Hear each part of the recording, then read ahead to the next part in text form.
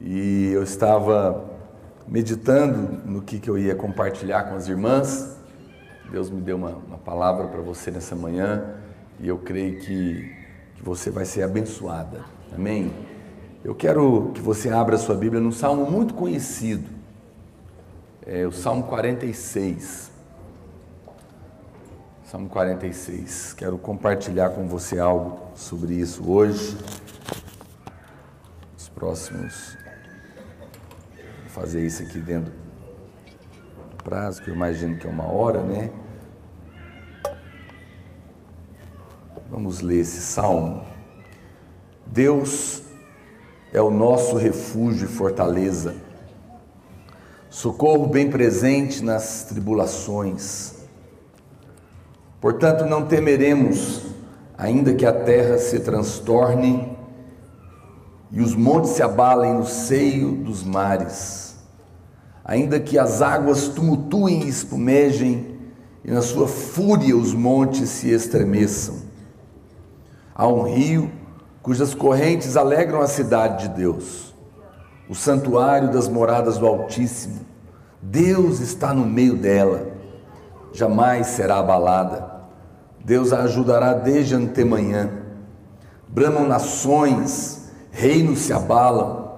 Ele faz ouvir a sua voz e a terra se dissolve. O Senhor dos exércitos está conosco. O Deus de Jacó é o nosso refúgio. Vinde, contemplai as obras do Senhor, que assolações efetuou na terra.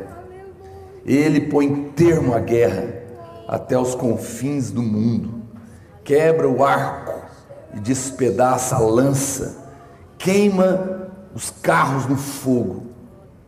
Aquietai-vos e sabei que eu sou Deus. Sou exaltado entre as nações, sou exaltado na terra. O Senhor dos exércitos está conosco. O Deus de Jacó é o nosso refúgio. Aleluia, uau! Esse realmente é um salmo poderoso demais.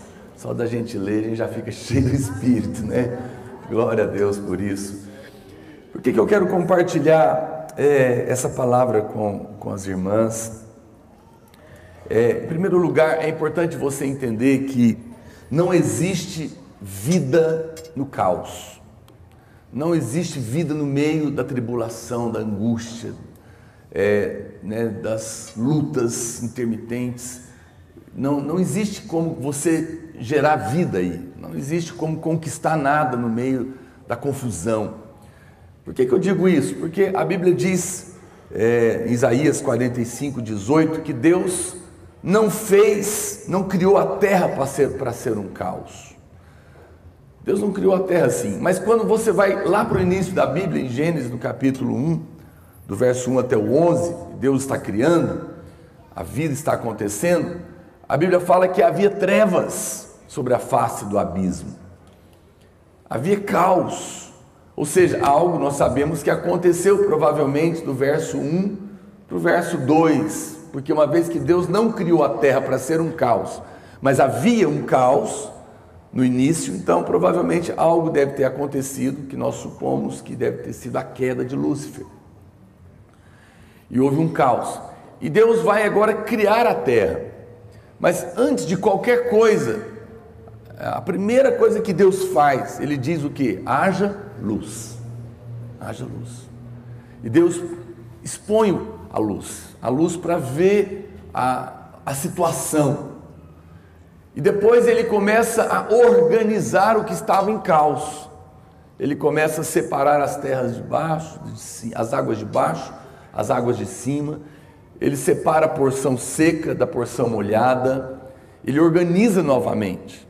E só depois Deus começa a trazer vida. Então, não tem como você fluir em Deus, ter um ministério frutífero. Não tem como nós conquistarmos uma cidade, uma geração, se a nossa vida não estiver organizada dentro. Enquanto existir alguma treva, enquanto existir algum caos dentro do nosso coração, da nossa mente, você não vai gerar nada, você não vai produzir nada. Você vai ficar em função disso. E é sobre isso que eu quero falar para você. Pastor, como que organiza isso dentro de nós? Os grandes problemas e as doenças psicossomáticas e as depressões e as angústias, se a gente for analisar, a maior parte desses problemas está linkada com isso, com esse caos que existe dentro do ser humano. Eu me lembro de uma história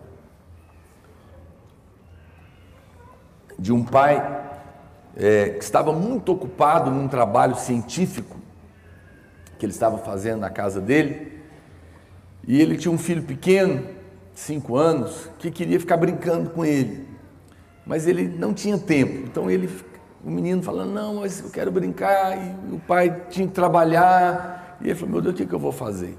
E ele pegou tinha uma revista dessas científicas, e tinha um pôster bem grande que era um mapa do mundo, que vem em forma de quebra-cabeça, de 1000 peças.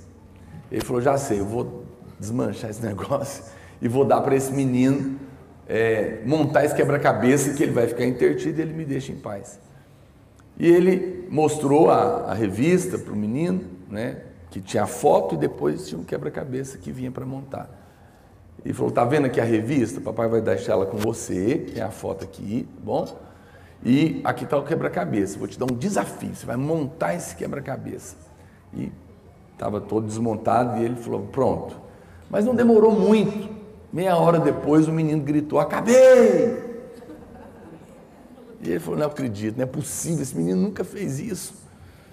E ele ficou encabulado, foi lá ver e estava pronto realmente. E ele falou, mas como que você conseguiu montar esse mapa do mundo tão rápido? Ele falou, foi simples, pai.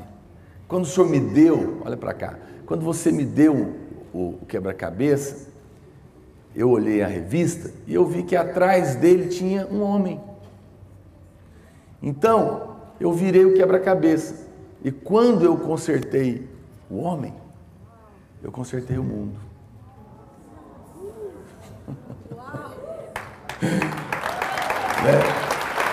Porque qual é o caos que nós vivemos na nossa sociedade?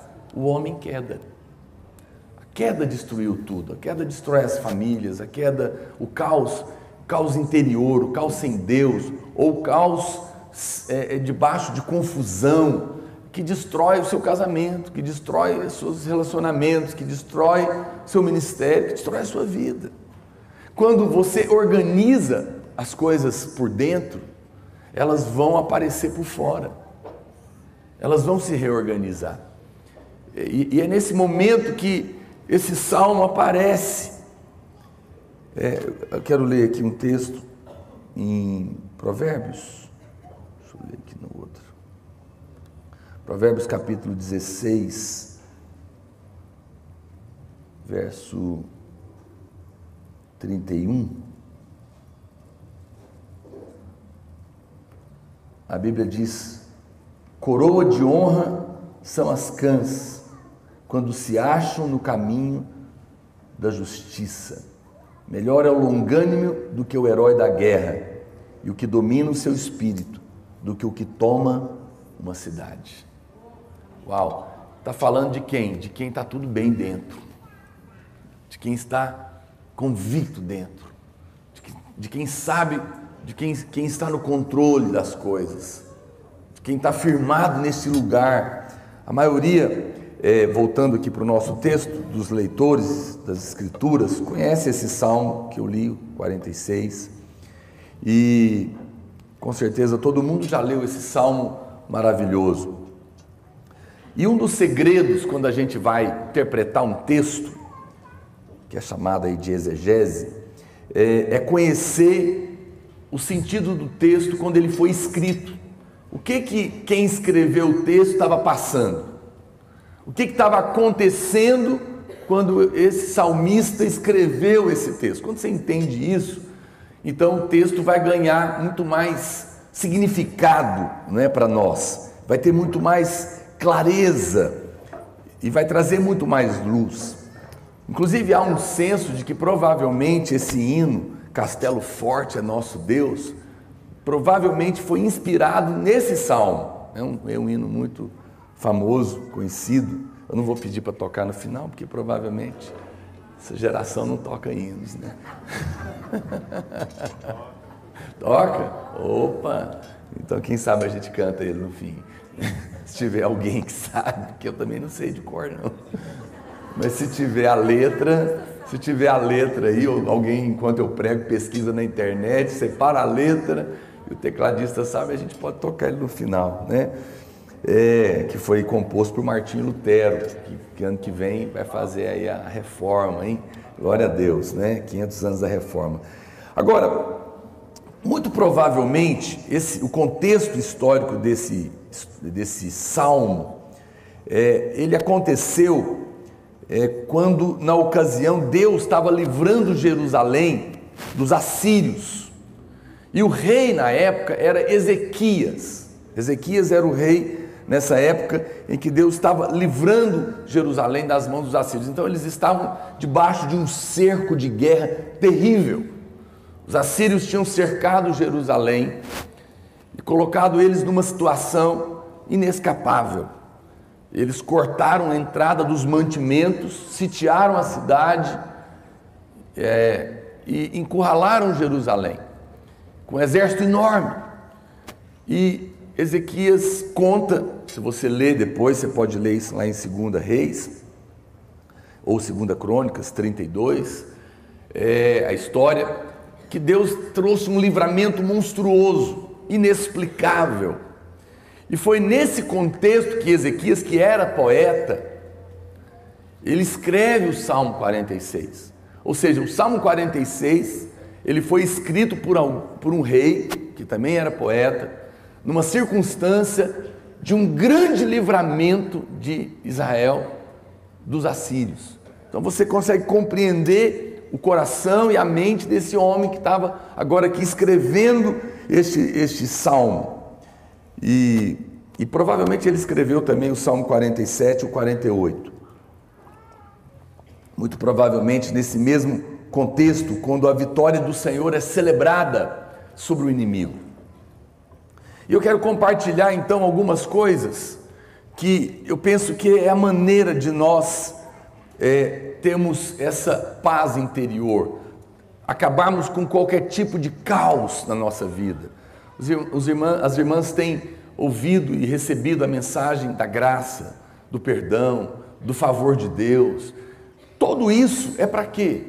É para tirar todo tumulto de dentro de nós e nos levar de volta para o lugar da paz, para o lugar onde não há caos, onde não há confusão, porque nesse lugar nós podemos ter vida, não é? É claro, uma vez que eu não estou mais debaixo de condenação alguma, porque todos os meus pecados, passados, presentes e futuros, foram pagos na cruz. Uma vez que qualquer pessoa que me cobre, qualquer mundo espiritual que queira colocar algum fardo nas minhas costas, eu apenas mostro o pagamento e a quitação da dívida olhando para a cruz. Não há mais nada. Uma vez que também eu sei que não depende nada de mim, que eu não tenho justiça própria, mas tudo é Cristo. É porque Ele é perfeito, é porque Ele é bom, é porque Ele é Pai, não é porque eu faço, porque eu mereço, não tem nada a ver comigo, é uma escolha de Deus. Eu volto para Ele novamente. Então, isso me traz paz. Quantas vezes pessoas estão angustiadas, principalmente quando acontecem problemas, a nossa fé é testada, porque você acredita que Deus te ama até o problema aparecer, né? Aí você fala, mas se Deus me ama, como eles estão pregando, por que eu estou passando por isso, não é isso? Daí a primeira coisa que você pergunta é, onde é que está a brecha? Mas qual brecha? Você está vestida de alguém que não tem brecha, Cristo. A Bíblia que diz isso, se eu não tenho culpa, não depende de mim e não tem brecha, eu estou em paz. Pois é, pastor, mas você falou num ponto que eu nunca tinha pensado. Vou fazer um parênteses aqui na minha pregação. Você já pensou nisso? As pessoas, essa mensagem que nós temos pregado, elas acreditam, mas daí vem um problema terrível na sua vida, e você fala, mas será que Deus realmente me ama? Porque olha a situação que eu estou passando. Preste atenção, Imagina como seria complicada a minha relação com os meus filhos, se todas as vezes que eles passassem por um problema na escola, eles duvidassem que eu os amasse. O fato dos meus filhos passarem problemas não significa que eu não os amo, significa apenas que eles estão vivos num mundo caído. E eu não tenho como estar com eles, e mesmo que eu tivesse, não poderia evitar. E alguém fala, é verdade, mas e Deus? Deus está conosco todo o tempo, Ele poderia impedir, Ele é Deus? É verdade, poderia, mas Jesus nunca disse que nós não teríamos problemas. Ele disse que estaria conosco todos os dias da nossa vida, nunca nos deixaria, jamais nos abandonaria. Ele disse que nós somos a menina dos seus olhos, mas Ele não disse que nós não teríamos problemas, pelo contrário. Ele disse, no mundo tereis aflições, mas tenha bom ânimo, eu venci o mundo. Ele nunca disse que você não passaria pelo vale da sombra da morte, mas Ele garantiu que passaria com você lá. Porque, então, o seu sofrimento não diz nada a respeito do amor de Deus por você. O seu sofrimento apenas é a prova que você é gente, no mundo caído, numa carne que não habita bem nenhum, cheio de demônio, que você ainda não tem um corpo glorificado, não virou anjo, não está vivendo dentro de uma bolha. Mas no meio do caos, quando você tem a convicção, você pode ter paz. Porque daí, como diz, quando você não entende isso, a árvore no meio da tempestade cai. Aconteceu como aconteceu com o irmão outro dia lá em Goiânia, o Salmo 91 ao contrário. Tinham 1000 carros de um lado, 10.000 à sua direita, a árvore caiu em cima do dele. E aí ele ficou angustiado, Deus me ama, e por que a árvore caiu em cima do meu? E começou a questionar, eu sou fiel, eu dou o dízimo, e blá. Um problema deve estar em você, pastora Luiz, nessa igreja, diz para ele. Ele não entendeu nada. Ele questionou o amor de Deus nessa hora, como muitos fazem. Mas quem sabe que é amado, que não tem brecha, que está perdoado, que não depende dele. Quando a árvore cai em cima do carro dele, ele não fica pensando que Deus não ama ele.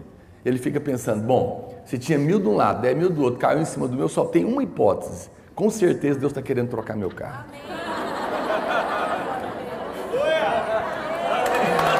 Não é? Esse é o pensamento de gente amada.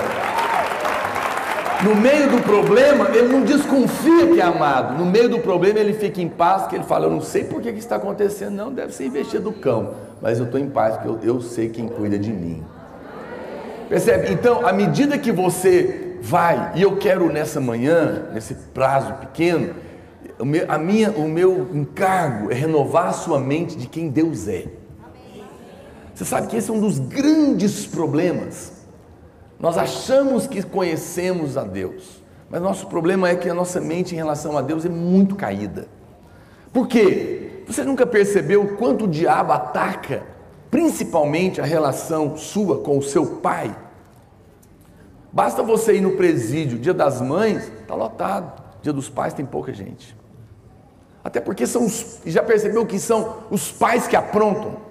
A maioria das confusões, as mães aprontam às vezes também, mas a maioria são os homens. São eles que largam as famílias, na maioria das vezes vão embora, diz que vão comprar cigarro e nunca volta, espanca a mãe. E a maioria das confusões são os homens.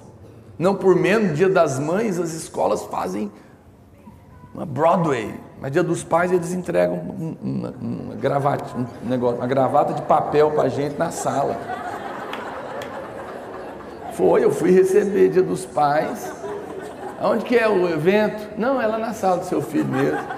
Cheguei lá e estava na carteira me esperando. Ele me deu uma caneta que eu paguei. Me abraçou, tirou uma foto, Dia dos Pais. Aleluia. É assim mesmo. Mas por que isso acontece? Porque o seu pai, ele era para ser a pessoa que Deus colocou na sua vida para mostrar a Deus. Porque no Velho Testamento ninguém conhecia Deus como Pai. Quem revelou a Deus como Pai, quem chamou Deus de Pai primeiro foi Jesus. Ele era só Deus, mas Jesus vem, agora ele é Pai. Mas uma vez que a sua vida, e se eu for perguntar aqui, a maioria de nós viemos de uma relação com pais de uma geração difícil. Meu pai era tão bravo que eu nem vou te contar, não precisava bater. bastava ele falar, que todo mundo tremia nas pernas, né? Então não tinha relacionamento. E você teve uma relação extremamente conturbada. Então quando você converte, inconscientemente você traz essa relação do seu pai terreno para Deus. E é por isso que você tem tanta dificuldade de acreditar se de fato não vai me deixar, se de fato me ama, se de fato é assim como se tem dito. E é por isso que você precisa repetir. Não pense que quando alguém vier falar para você do amor e da graça de Deus, fale de novo, outra vez, até que isso seja novo na sua vida, até que seja prático no seu coração, até que isso realmente tenha um efeito genuíno a respeito de quem Deus é. E esse salmo, ele nos ajuda, e é isso tudo que vai nos voltando, nos trazendo de volta para tirar o caos e organizar a nossa vida. Então a primeira coisa que esse salmo diz é que Deus é o meu refúgio e fortaleza, socorro bem presente na tribulação. Portanto, não temeremos, ainda que a terra se transtorne e os montes se abalam no seio dos mares, ainda que as águas tumultuem e espumejem e na sua fúria os montes se estremeçam. Essa palavra refúgio, Deus é o meu refúgio, no verso 1, o que ela significa? Significa um abrigo, uma rocha de refúgio. E se você ler essa mesma palavra no verso 7 e 11, ela quer dizer um baluarte, uma torre alta, uma fortaleza.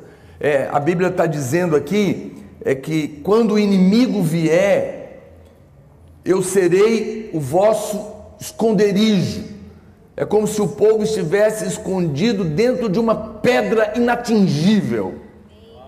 É isso que ele está dizendo. O Senhor está dizendo, olha, ele está se mostrando. Ele está falando, olha, vocês estão numa batalha. Nós estamos aqui no olho do furacão, o mundo jaz no maligno. Mas não preocupe, porque quando o inimigo vier, eu vou esconder vocês dentro da pedra. Eu sou essa pedra, eu sou essa rocha, ninguém põe a mão em mim. Às vezes você não entende quando a Bíblia fala que nós somos a menina dos olhos de Deus. Por que Deus fala isso? Por N motivos, mas um deles é porque os seus olhos são olhos como de fogo, disse Apocalipse. Ninguém põe a mão no olho de Deus. E você é a menina dos olhos dele. Ninguém toca em você. É isso que a Bíblia está dizendo. Isso é maravilhoso. Ele está dizendo, eu sou essa rocha, eu sou esse lugar. Eu gosto muito de um versículo, quero que você...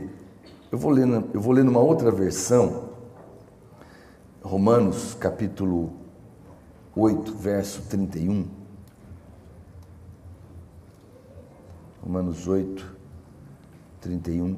A Bíblia fala, que diremos, pois, à vista destas coisas, se Deus é por nós, quem será contra nós? É um texto muito conhecido, mas eu quero ler ele numa versão chamada A Mensagem.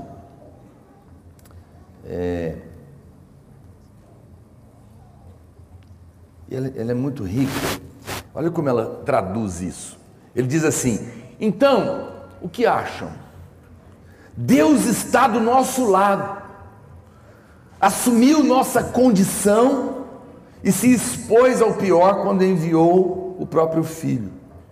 Haveria alguma coisa que Ele não faria por nós de modo espontâneo e feliz? Aí ele começa o versículo. Quem ousaria implicar com os escolhidos de Deus? Aleluia! Arrumando briga com Ele.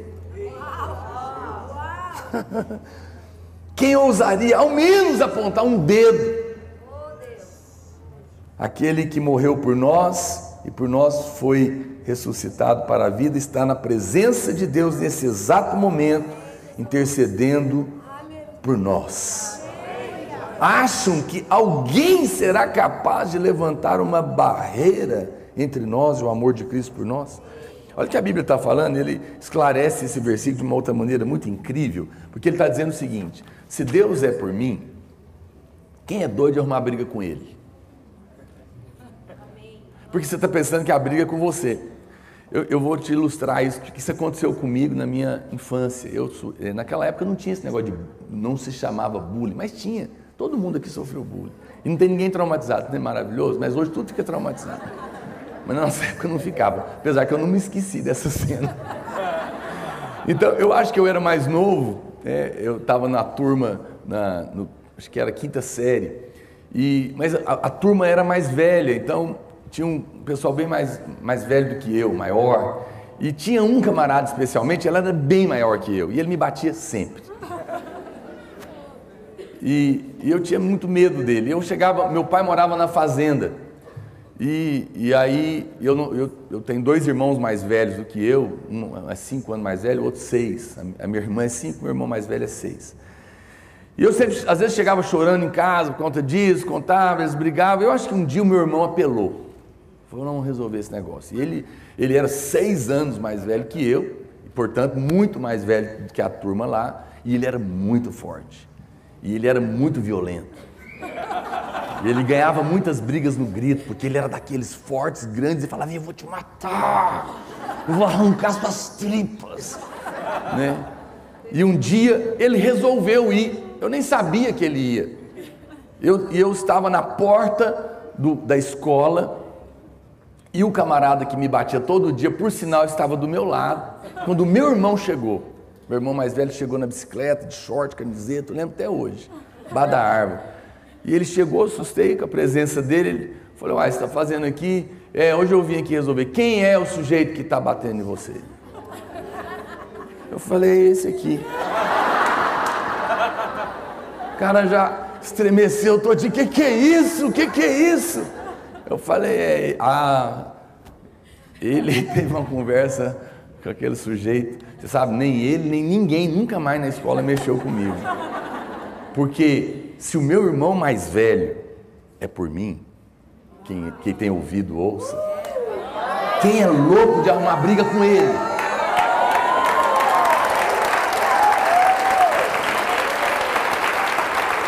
Veja, isso é poderoso demais.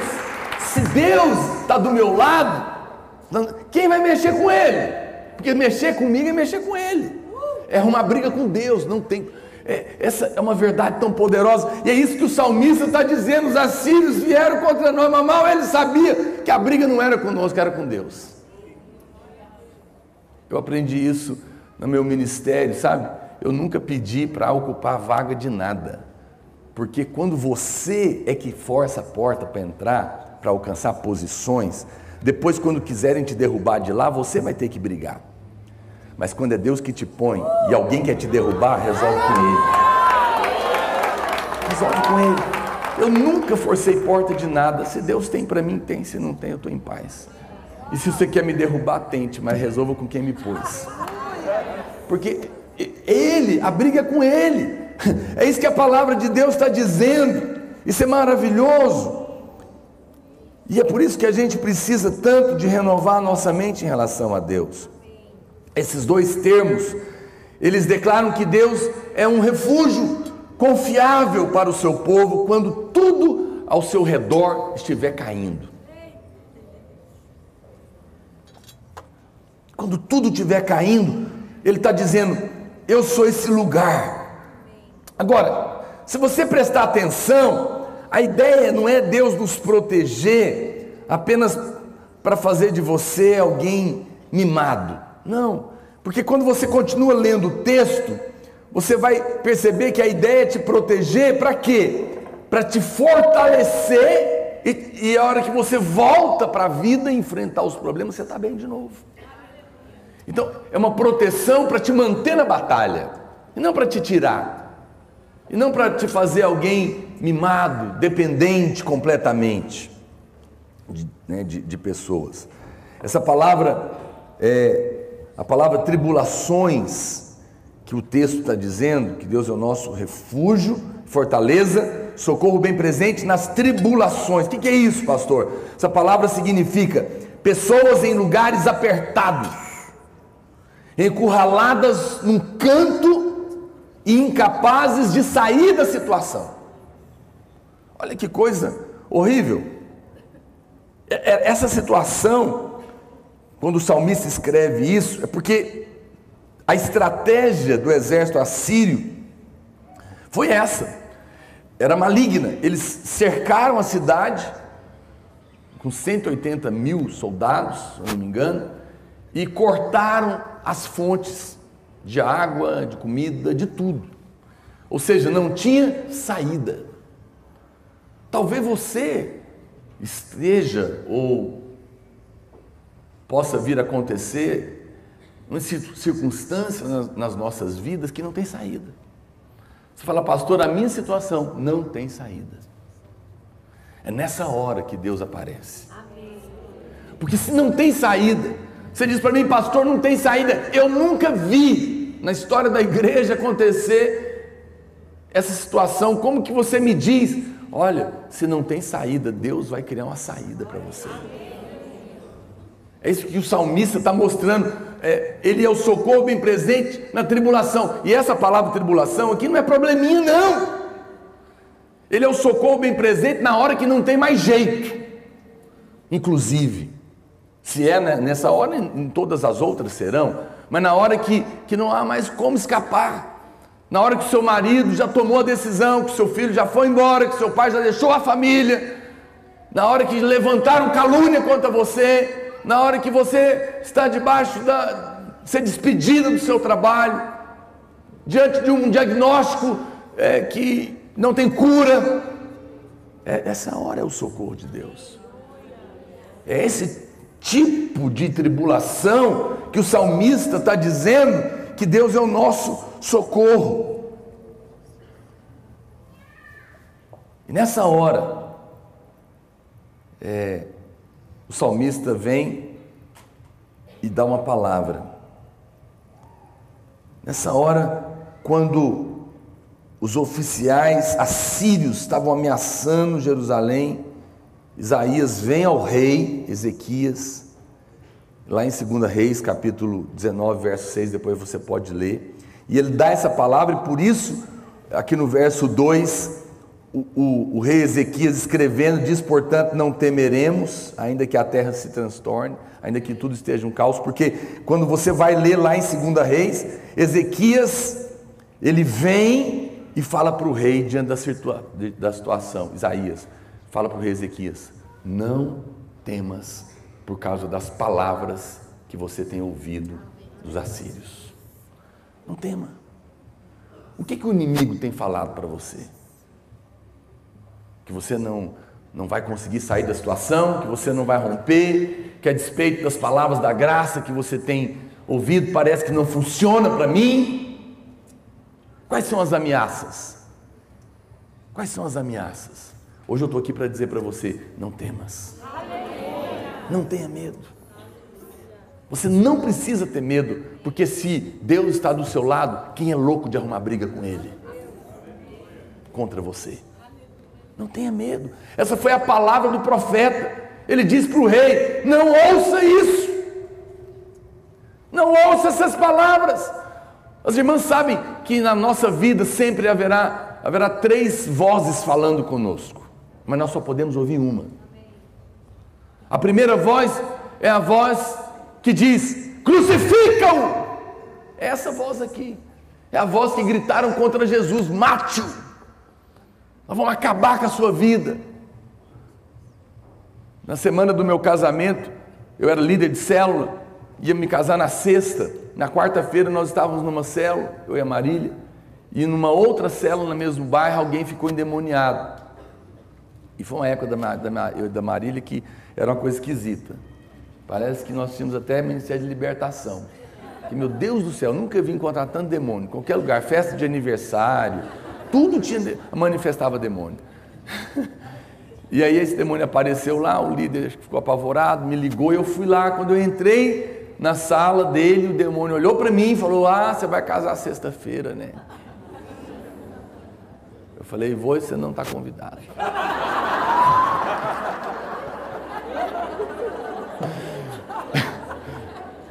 Mas, é claro, ele estava querendo me ameaçar, né?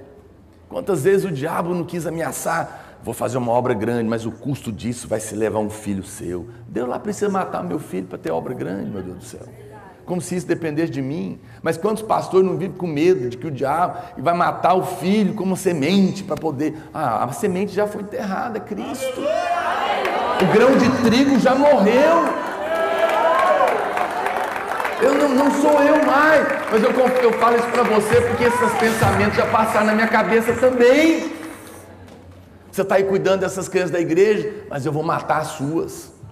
Não vai matar nada, não temas, não ouça esta voz, não ouça a voz que te diz crucifica. Mas tem outra voz, a outra voz é aquela que diz Hosana, bendito é o que vem em nome do Senhor, que mulher maravilhosa.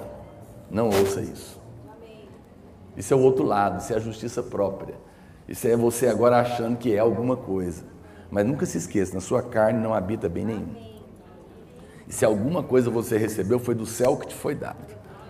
Fica quieta, não deixa o ego subir, que isso vai te derrubar também. Essa voz também não é de Deus, Jesus também não aceitou ela, mas ele aceitou só uma. A única voz que você pode ouvir é essa que eu vou te falar, que foi a que Jesus ouviu. É quando o céu abriu e de lá veio a voz dizendo: esse é o meu filho amado, em quem eu tenho todo o meu prazer.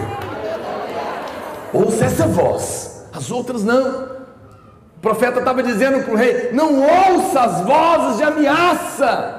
Irmã, você não tem que ter medo, nós vamos ganhar essa cidade, essa nação, e o diabo não pode tocar na nossa vida. A palavra do Senhor diz que o Senhor nos deu autoridade sobre todo o poder das trevas, e nada, absolutamente nada, poderá nos causar dano algum, porque nós estamos escondidos nele.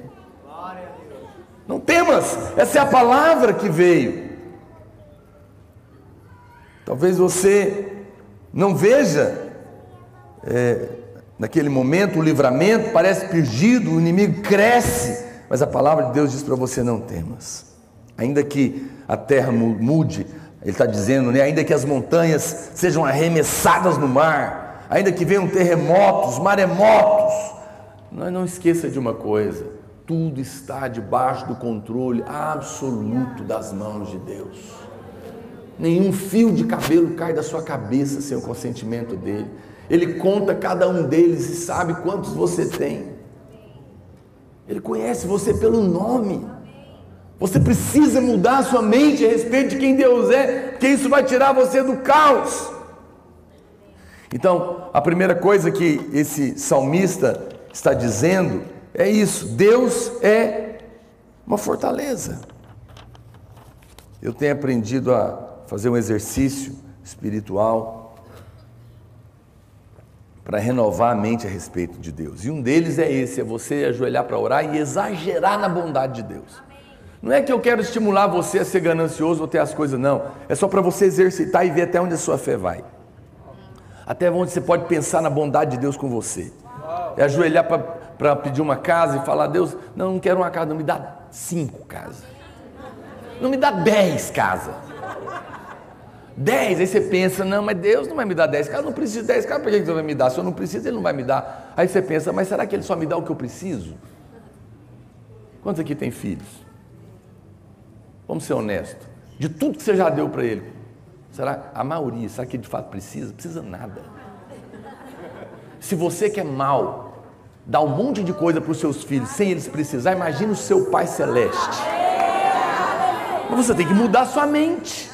Então eu faço isso não é porque eu quero ter 10 casas necessariamente, é só para ver até onde eu acredito na bondade de Deus, né?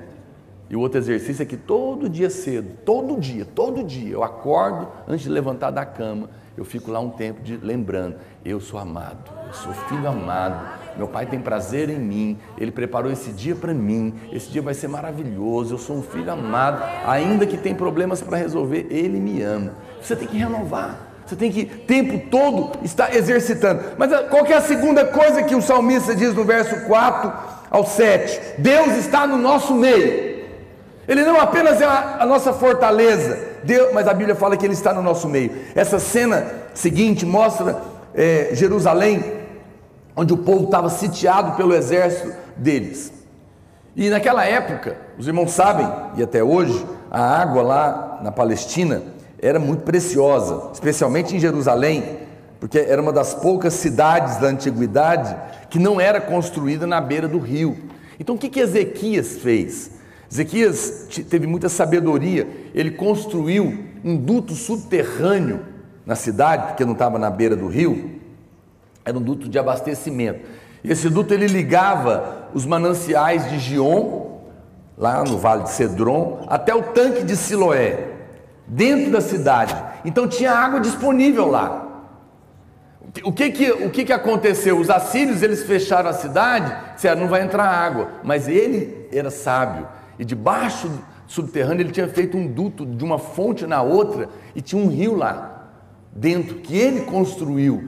Então ele sabia que nessa situação ele podia ser livrado. Mas é justamente aqui que Ezequias, ele vira e ele fala, né? Há um rio cujas correntes alegram a cidade de Deus. Lembra que ele era poeta.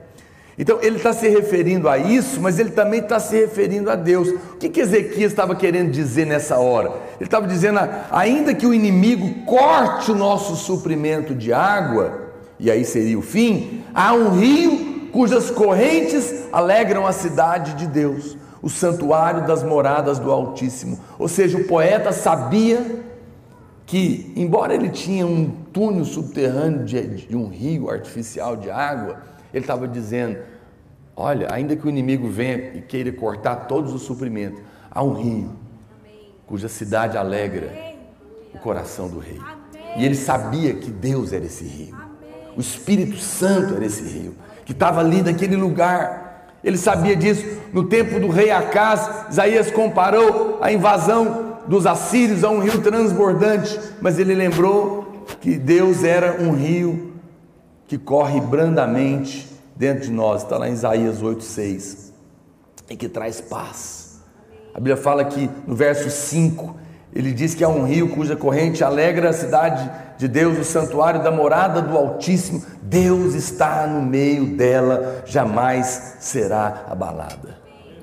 Ele está dizendo que isso é uma verdade poderosa, ninguém poderia derrotá-lo, porque ele está no meio dela.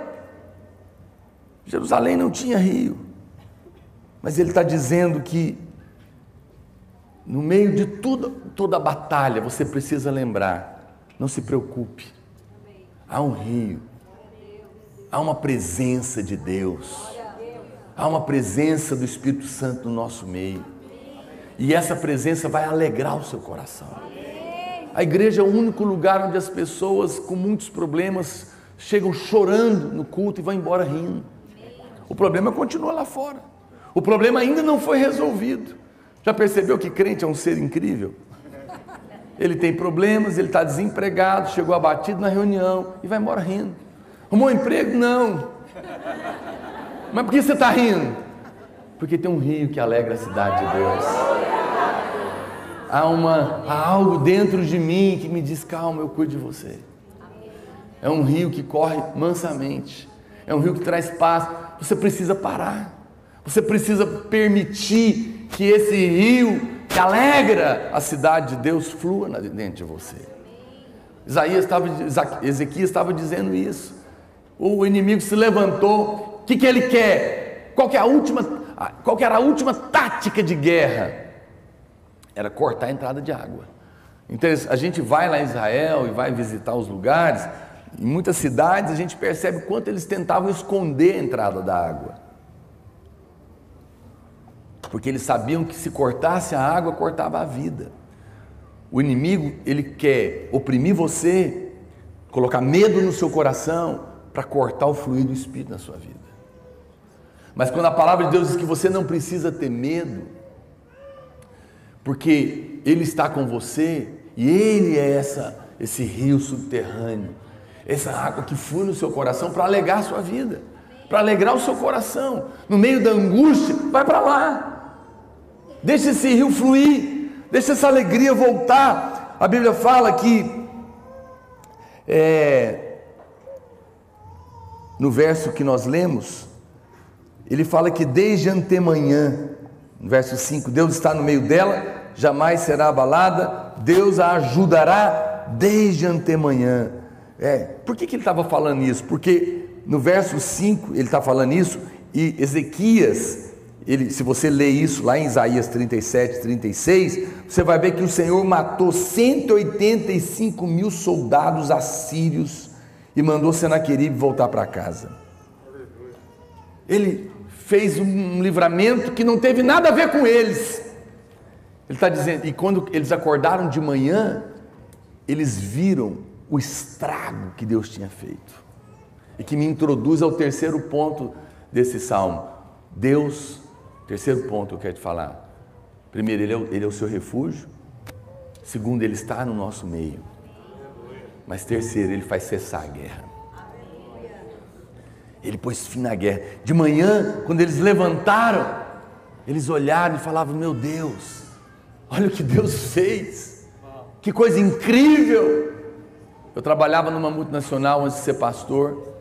Deus me abençoava muito, e uma grande premiação que aconteceu lá, eu tinha sido campeão, mas uma trama dos supervisores da época me roubaram essa oportunidade.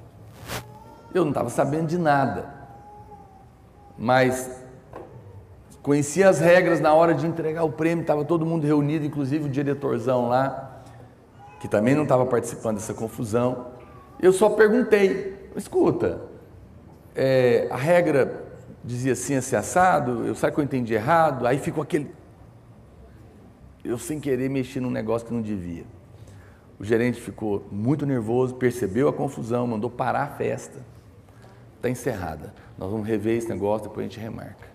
Deus do céu, imagina, eu mexi com gente grande demais, sem querer, e eles estavam fazendo um rolo que eu nem sabia, e o diretor manda parar, e de fato era verdade, depois me entregaram, sem festa, mas me entregaram.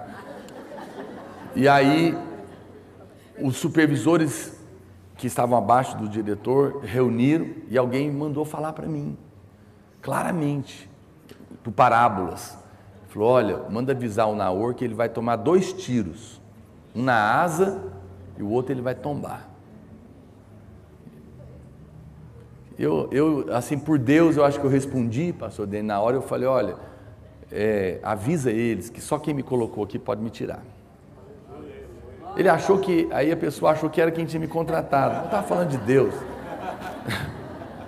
Eu não sei como que Deus ia fazer isso, eu não sei. As metas eram enormes. A equipe talvez tivesse 30 vendedores para bater metas monstruosas. Cada um fazia assim um pedacinho, 2, 3%. Sabe o que Deus fez? Naquele mês que eles iam me dar um tiro, eu fiz sozinho 30% da meta da empresa inteira. Milagrosamente, inexplicavelmente. E aí como que eles iam me dar tiro em mim?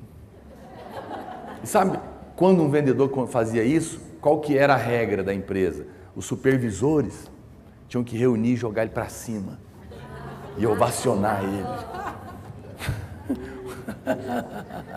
Eu amo Deus porque Deus tem senso de humor. Ele zomba dos seus inimigos. Eu estava com medo de cair, mas às vezes o inimigo vai se levantar, mas Deus vai pôr fim à guerra, irmão. Deus vai pôr fim à guerra. Você sabe, a Bíblia fala que essa cena do campo ao redor de Jerusalém, com os soldados assírios mortos, suas armas, os seus equipamentos espalhados e quebrados, era a prova de que o Senhor é o Jeová Sabaó, o Senhor das batalhas. Ele é que peleja por nós, não somos nós estamos lá dentro da pedra. Ainda que um exército se levante contra nós, não temerei mal nenhum, porque o Senhor está comigo. Ainda que o inferno inteiro se levante contra nós. Eu era novo convertido, pastor Solange, novo convertido não, eu tinha sido ordenado, era pastor recente, ordenado, e era só eu e o pastor Aloísio. E aí a gente orava de manhã, de tarde, de manhã na hora do almoço e à noite, o projeto de oração. E aí, só que no começo não ia ninguém, meio-dia, mas a gente tinha que ir. E naquela manhã, e naquela semana o pastor Aloísio por algum motivo não podia, e eu ia, só eu e um irmão que tinha problema mental. Tinha mesmo, não era completamente doido, mas ele era meio descompensado. E segundo ele, extremamente entendido de demônios. E aí apareceu um irmão com um funcionário e falou: pastor, eu estou com esse irmão aqui, esse empregado meu, ele está perturbado, eu vou deixar ele aí, vou almoçar, depois eu busco. Legal. E a hora que eu pus a mão na cabeça, ele ficou terrivelmente endemoniado. O sujeito, o outro irmão experiente chegou perto de mim e ele começou a fazer sinais assim. Primeiro foi uma correria, era um salão assim desse tamanho, estava sem cadeira, e ele corria nesse salão, não tinha ar, e eu e ele corria atrás desse demônio, pega e segura num suador terrível. Com muito custo seguramos o sujeito, e ele batia nos dedos assim, e o irmão falava: é voodoo, não deixa, ele está fazendo contatos, ele dizia. E aí a gente segurava a mão do endemoniado para ele não fazer os contatos. Depois ele passava a mão no chão assim, e ele dizia: ele está comendo sangue para se fortalecer. E eu olhava aqui: meu Deus, segura, não deixa. Ai, que horror. E com muito custo e muito suor nós expulsamos o demônio daquele camarada, e eu fui embora muito angustiado com aquilo. Falei: meu Deus do céu. Isso porque era a instrução do sujeito. No outro dia, voltei, estava sozinho, eu e o sujeito. O irmão volta lá, estou deixando ele aí de novo. Só que eu já estava indignado com aquilo.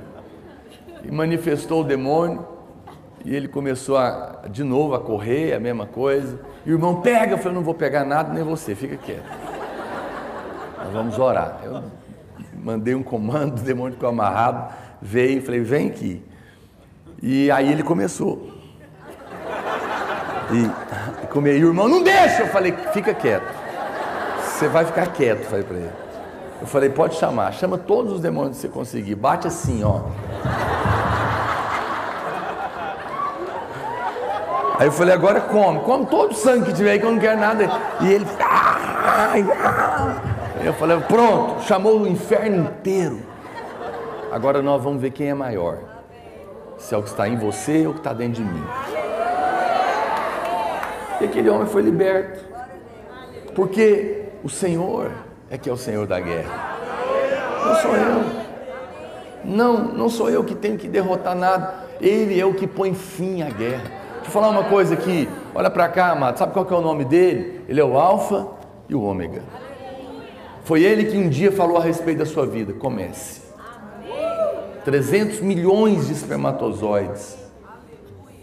Você acha que você é a vencedora? Para com essa bobagem. Foi ele que pôs o dedo. Ele fala que ele te escolheu antes da fundação do mundo. Ele pôs o dedo naquela corrida, talvez por um momento você até ficou para trás. Aí ele deu um empurrãozinho, né? Vai.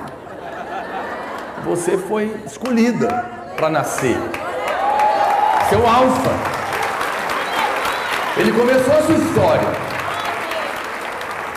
A Bíblia fala que ele é o Ômega. Vai chegar um dia que ele vai dizer: acabou. No meio do Alfa e o Ômega, ele permite o diabo e o homem tagarelar. Você pode estar num momento da sua vida, de um problema, que parece que você está sendo derrotado. Mas escute o que eu estou te falando. A história só termina quando ele disser: acabou. A última palavra é dele. E ele já disse: está consumado. A sua luta tem tempo para acabar. Ele é o Senhor da guerra. Ele vai colocar o exército no chão. Não importa se os macumbeiros da cidade de São Paulo inteiro se levantarem contra a sua família. Não importa se tem maldições de gerações. Não importa o seu passado. Quando ele disser: acabou, acabou. Ele é o nosso Deus. Ele é o que põe fim à guerra. Por isso eu vou ousar dizer algo aqui nessa manhã, pastor Dênio, pastora Solange e as irmãs. Eu tenho sentido profeticamente o que eu vou te falar. Enquanto eu meditava nesse texto, Deus me lembrou isso. Porque o Espírito Santo é que tem me falado isso ao meu coração. O tempo de maior fruto não serão para nós o tempo de maior guerra, mas será de maior descanso. Parece não fazer sentido, mas é porque não seremos nós que vamos guerrear. Vai ser um tempo de grande explosão na vinha. Essa mensagem da graça vai trazer isso. E o tempo de maior descanso será também o tempo de maiores conquistas. Porque estando em paz nele, ele pelejará por nós. Guarde essa palavra no seu coração. Não tinha acontecido batalha nenhuma por parte de Israel. O anjo tinha feito isso. Verso 8, ele diz: vinde, contemplai as obras do Senhor, que assolações ele efetuou na terra. E aí, para encerrar, o que Deus faz? Ele, no verso 10, ele nos dá uma ordem. Ele diz: aquietai-vos e sabei que eu sou Deus. Sou exaltado entre as nações, sou exaltado na terra. Eu gosto de uma versão, essa palavra aquietai-vos no original, que significa não mexam em nada. Descanse. Tem uma tradução da Bíblia, Mofá, diz assim, esse versículo: desistam, ele grita, admitam que eu sou Deus. Desistam, ele grita, admitam que eu sou Deus. A TLB diz: parem de lutar e fiquem sabendo que eu sou Deus. Quando ele fala desista, não é ir embora não, é desiste de tentar na sua força. Para. Quantos anos você está tentando mudar seu marido, sua vida, salvar sua família, fazer sua célula crescer, ter um lugar ao sol no ministério? Deus está dizendo: quieta. Para, desista de tentar na sua força. Ele grita: deixa eu te mostrar quem eu sou, deixa eu ser Deus na sua vida. Para de tentar mudar você, para de tentar mudar seu marido, para de tentar mudar seus líderes, para de tentar ser Deus na vida das pessoas. Sabe por que tem muita gente aqui angustiada? Porque está tentando ser Deus na vida dos outros, tomando os problemas dos outros para você, sendo que você não é capaz de resolver nem os seus. Nós, irmãos, você não sabe, mas no dia que o homem caiu, a semente de Lúcifer foi colocada na nossa carne. Você se converteu, você tem um espírito novo, mas na sua carne habita essa semente.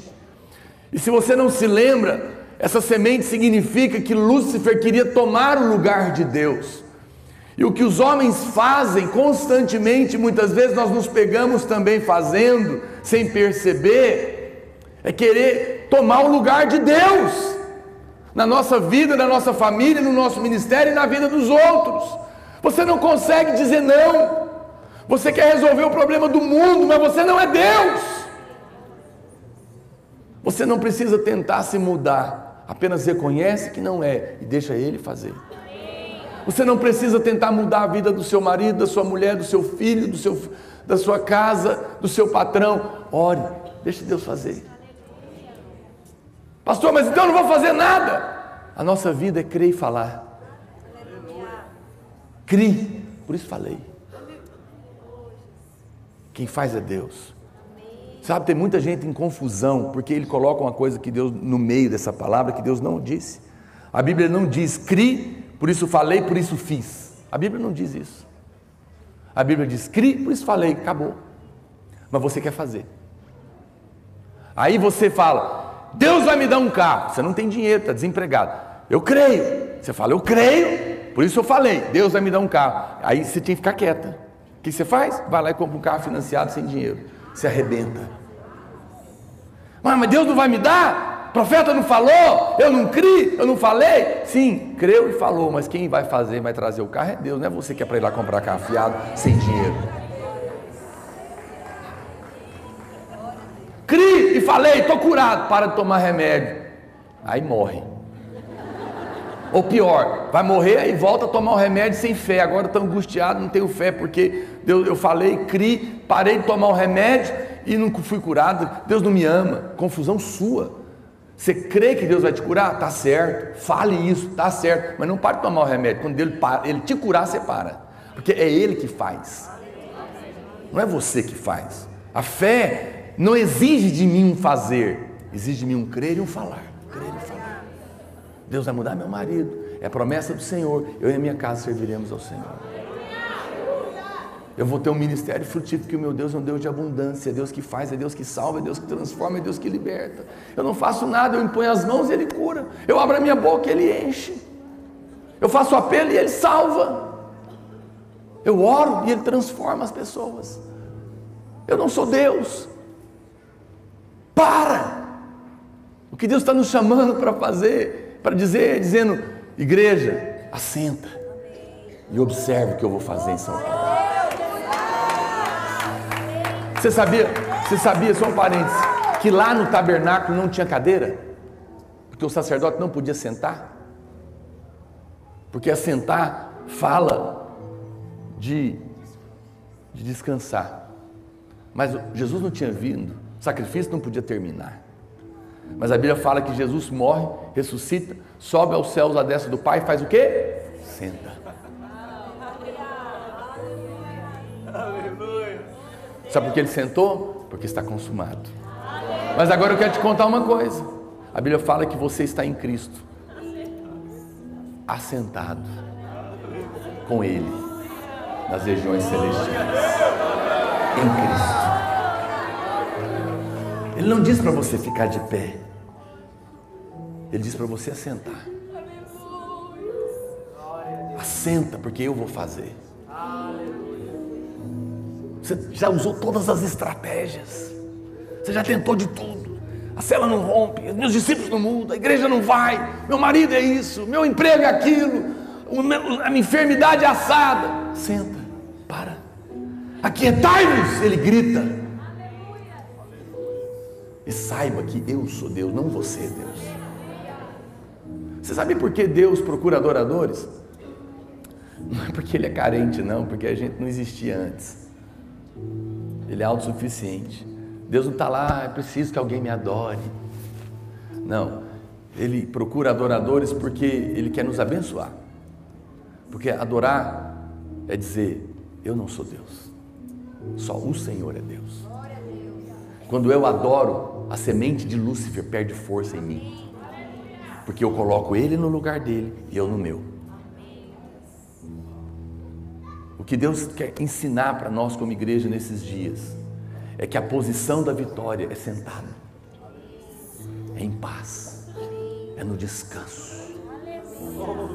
Qual que é a prova que você ainda não aprendeu isso? É que no dia que você ora e jejua, você tem certeza que vai ser uma bênção, mas no dia que você não orou, você fala: hoje não vai ser bom. Ainda depende muito de você.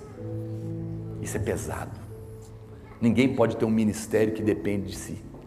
É fardo. O fardo do Senhor é leve. O seu peso é suave, porque nós estamos assentados com Ele. Ele é o Senhor da batalha. Ele está no nosso meio. Existe um rio que alegra a cidade de Deus, que flui do Espírito. Nós estamos escondidos dentro da rocha. Ele peleja as nossas batalhas. Não tente ser Deus na sua vida, nem na vida dos seus amados.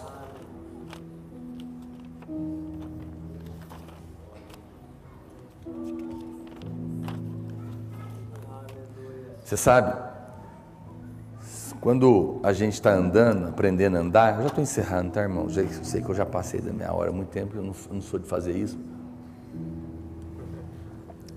Só faço sempre. Quando uma criança está aprendendo a andar, Dani, porque talvez você está pensando: pastor, então eu não tenho que fazer nada. Não, preste atenção. Você vai continuar, mas é que o nosso fazer é sentado. Sei que é estranho, vou tentar te explicar.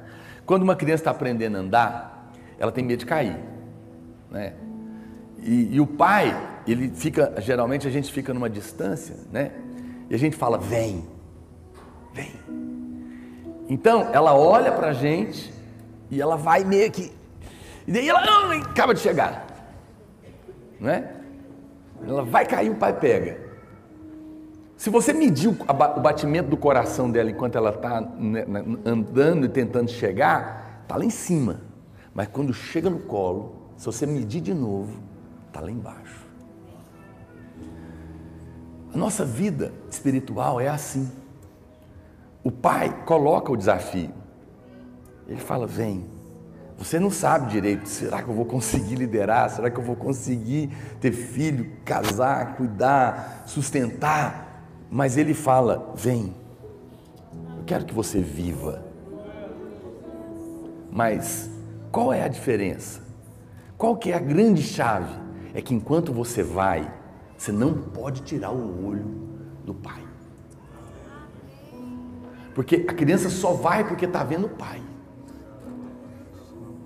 E ela sabe que o Pai não vai deixar ela cair. E na hora que o batimento estiver lá em cima, ele vai pegar ela e pôr no braço. E ela vai aquietar. E em paz o rio vai fluir. Não vai haver caos e a vida vai brotar. Esses são dias de descanso. Ontem o André estava me buscando, nós levamos 1h50 para chegar do aeroporto. Aqui em São Paulo é mais longe chegar no destino do que do avião gasta de Goiânia para cá. E ele falou uma coisa para mim, ele falou, pastor, a única coisa ruim de São Paulo é que é uma cidade, como é que você falou para mim? É uma cidade agitada. Tudo é uma correria louca, não é? Ninguém tem tempo para nada. Quando chegava no fim do mês, Daniel, esse chefe meu, quando aquele mês que ninguém estava vendendo nada, ele punha todo mundo assim, na sala, ia, você, pá, tá, tá, tá, você, tá, tá, tá, tá. Mas Deus me honrava tanto, porque era a graça de Deus ali fluindo, e mesmo, às vezes, chegava no último dia, eu vendia tudo, porque às vezes Deus deixa para o último dia, mas Deus não atrasa não, ele chega na hora certa, que não é a sua. E aí, quando ele chegava para brigar comigo, ele não brigava porque ele sabia que ele ia morder a língua. Ele falava assim, na hora eu não vou falar nada não, que ele reza o mês inteiro, e no fim Deus dá as máquinas para ele. E eu falava, o senhor está certo. E era mesmo, era o testemunho que eu carregava. Quantas vezes o pastor Luiz pode perguntar, chegou um tempo que eu tive que sair, porque a igreja era meu cliente, de propósito. E eu ia para lá atender o cliente, e os irmãos apareciam, eu virava aconselhamento, ficava orando, e ele falava para mim, Naor, vai trabalhar, vai trabalhar. Ele me empurrava, sai daqui, você tem que trabalhar, rapaz. Aí eu ia, trabalhava um pouco. Eu queria ficar aconselhando, eu queria ficar orando, porque eu era pastor, né? Eu tinha um chamado. E de fato, Deus, minhas vendas viravam aconselhamento, os clientes choravam. E eu nem vendia, eu só falava, assina aqui. Porque Deus trabalha para aqueles que estão sentados e esperam nele. Eu não estou dizendo que você não tem que trabalhar, criatura. Estou falando que você trabalha sentado. Eu lidero, mas não sou eu que faço. Eu prego, mas é Deus que move no seu coração. Eu estendo a mão, mas é Ele que cura. Descansa, definitivamente. Isso é tão precioso. Pare, para você se acalmar, vou só citar algumas coisas. Você precisa parar de viver como se tivesse que estar sempre provando alguma coisa. Você não tem que provar mais nada, porque não tem nada a ver com você. Ele te escolheu. Eu não tenho culpa se você gosta ou não de mim. Deus me escolheu. Escolheu você. Você não tem que provar mais nada para ninguém. Você não tem que provar nada para o pastor Dênio, nem para o pastor Dênio Júnior, nem para a pastora Solange, nem para mim. Você não tem que provar mais nada para Deus. Porque quando Deus olha para você, Ele vê Cristo. E nele já está consumado. Para com isso. Para de querer provar alguma coisa. O que você quer provar? Provar o quê? Quem é bom? Não há nenhum bom. Só Ele é bom.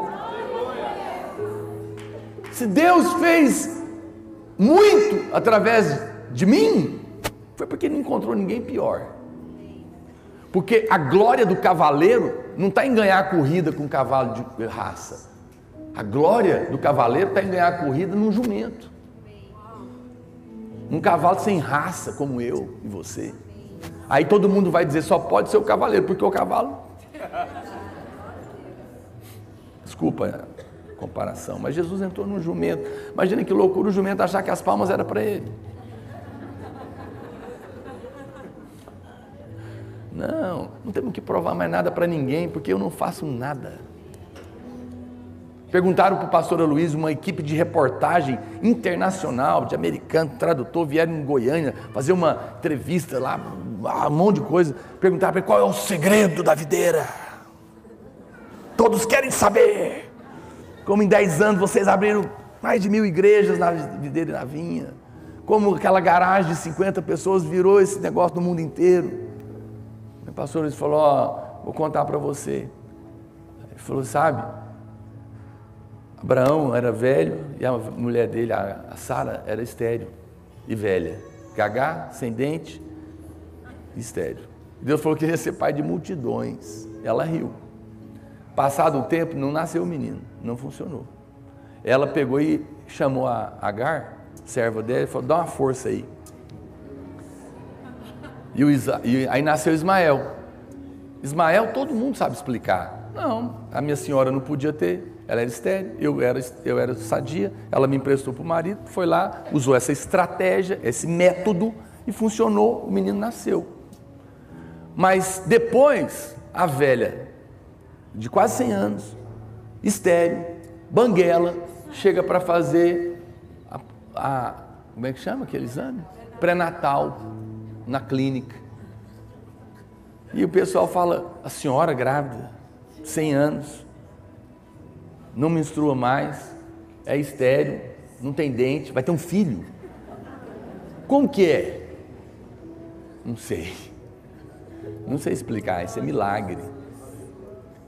Ismael sempre tem jeito de explicar, mas Isaac não explica. Foi isso que o pastor Aloysio respondeu. A videira é um Isaac, filho de milagre, porque não há nenhum homem fantástico lá como você imagina. E aqui também, na sua vida também. Então, você não tem que provar mais nada. Para com isso, para com essa bobagem. Eu tenho medo de alguém descobrir. Né? Alguém falou, o pastor Eibe, que conta essa história do irmão dele, estavam falando mal do Eibe, assim, calúnias e calúnias, e ele ficou chateado, foi consolar com o irmão mais velho dele, na fé, um homem de Deus. Olha o que estão falando de mim. O que estão falando de você? Isso. E ele bateu no ombro dele e falou, ainda bem que eles não sabem tudo, né, irmão? Para se acalmar, pare de ter opinião sobre tudo. Faça como Paulo, decidir nada saber, senão a Cristo e esse crucificado. Como a gente gosta de dar palpite, né? Para se acalmar, pare de querer controlar a vida dos outros. Você não escolhe com quem o outro vai casar, o que ele vai fazer, se ele vai mudar. Nós não somos donos na vida de ninguém, as pessoas pertencem a Jesus. Eu nunca, o pastor quer mudar, o pastor quer ir embora, o discípulo quer isso, quer fazer promoção, o maior dizimista da igreja está feliz porque conseguiu uma promoção maior na outra cidade, vai embora. Pastor, o que você acha? Meu amado, Deus falou com você, vai em paz. Vou fazer uma festa para agradecer o tempo que você teve aqui. Eu estou sentado. Eu não controlo a vida de ninguém. Eu não controlo a vida dos meus filhos. Me entenda, eu não controlo a vida do futuro de ninguém. Eu mando elas para o Espírito Santo resolver. Mas você quer controlar, é pesado, dá depressão. Vamos ficar de pé? Se você está sendo atacado, deixe Deus brigar por você. Se você está sem vigor nessa manhã, lembra que há um rio que está correndo dentro da sua vida. Se você está agitada, o Senhor é o seu auxílio desde manhãzinha. Se você está perplexa, deixa Deus mostrar para você os seus feitos. Se você está cansada, desista. Senta. Se você está sozinha, Ele está conosco. Olha para cá. Na vida da igreja, nós às vezes pedimos para os irmãos levantarem as mãos. Nós não fazemos isso por acaso. Levantar as mãos tem significado. Às vezes a gente fala, o soldado, o guarda, ele vai abordar um bandido, ele fala o quê? Pare! Não é? Levante a mão, é sinal de autoridade. Sinal de autoridade. Às vezes a gente tem que levantar a mão na igreja para dizer para o diabo, pare. Em nome de Jesus. Mas quando o ladrão é abordado e o guarda dá a voz de prisão, o que ele também faz? Eu me rendo. Às vezes a gente tem que levantar a mão, e eu penso que também hoje é um dia de levantar a mão para dizer eu desisto. Ó, parei. Vai desistir? Vai largar de ser líder? Não! Parei de ser líder na minha força. Sentei. Parei de provar, parei de querer controlar a vida dos outros, tentar mudar minha vida, minha família. Eu apenas vou descansar e entregar tudo aos pés dele. Mas também tem um motivo pelo qual a gente levanta a mão. É quando a gente está correndo e é pequeno, está aprendendo a andar e o pai diz, vem. E aí a criança vai. Na hora que ela pensa, ela estende as mãos. E o pai pega no colo. E o coração acalma. Eu quero te convidar a erguer as suas mãos nessa noite, nessa manhã. Eu quero te convidar a lançar aos pés do Senhor toda ansiedade.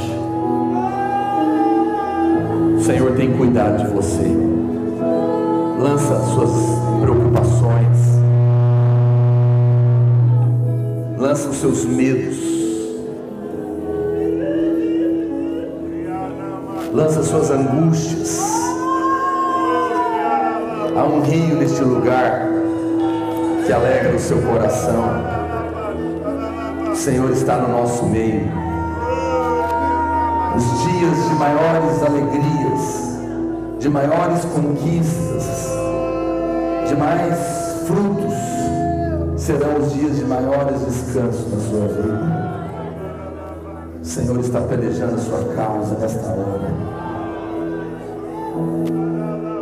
Enquanto nós cantamos, as mãos erguidas, deixe o Senhor ser a sua fortaleza.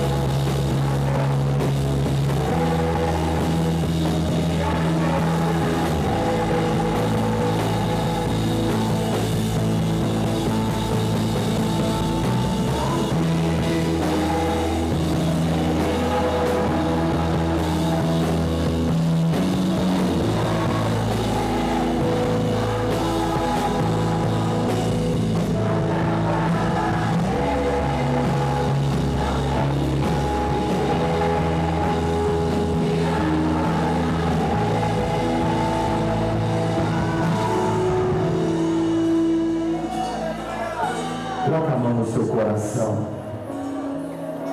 Feche os seus olhos.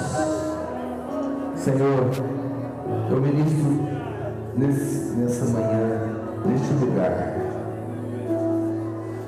a tua paz que excede todo entendimento. Eu declaro, Senhor, agora, que todo e qualquer tipo de peso, de angústia, de fardos, de culpa, de condenação, de acusação, de incapacidade, de incredulidade, caiam por terra agora, no nome de Jesus.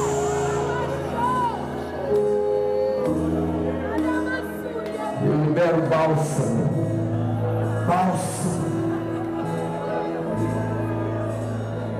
óleo de alegria,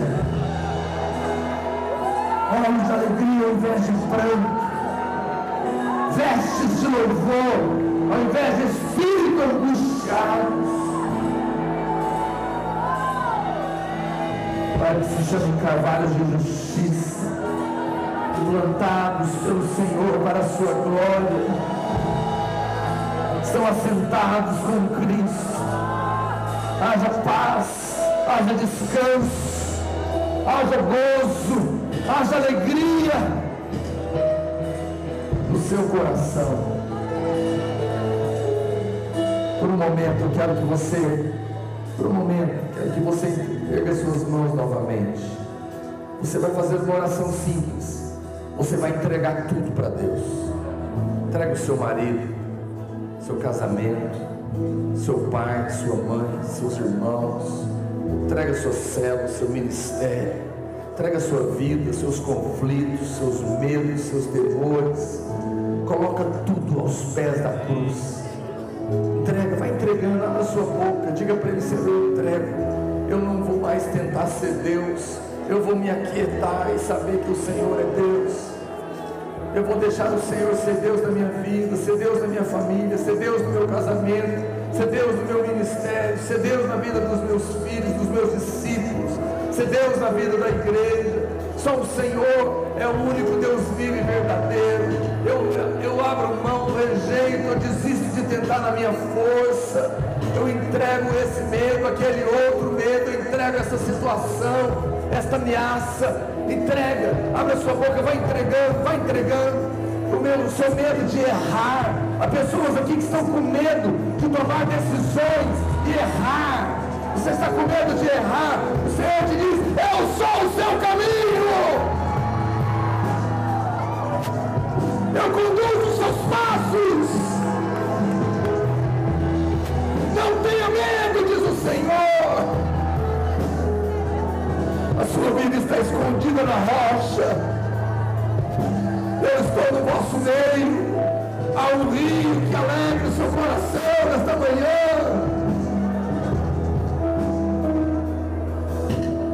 Eu pelejo as suas guerras. Desista de tentar na sua força. Aquietai-vos, ele grita. E saberem que eu sou Deus. Minha filha amada, meu filho amado, deixe o Senhor, o seu Pai, te mostrar quem Ele é.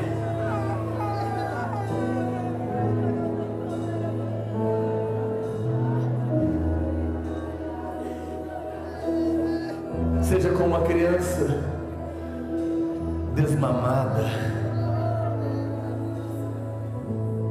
Uma criança desmamada se aquieta nos braços da sua mãe. Assim é minha alma para contigo. Tudo está feito e nós estamos assentados com Ele. Haja uma paz profunda no seu coração. Haja cura. Teus pecados passados não me lembrarei mais. Não há pecado grande demais que você tenha cometido que eu não possa perdoar. Não há pecado sujo demais que eu não possa lavar. Não há passado terrível demais que eu não possa mudar. não há mais maldição. Você pertence a outra família. Você está numa nova vida, numa nova casa, com um novo pai.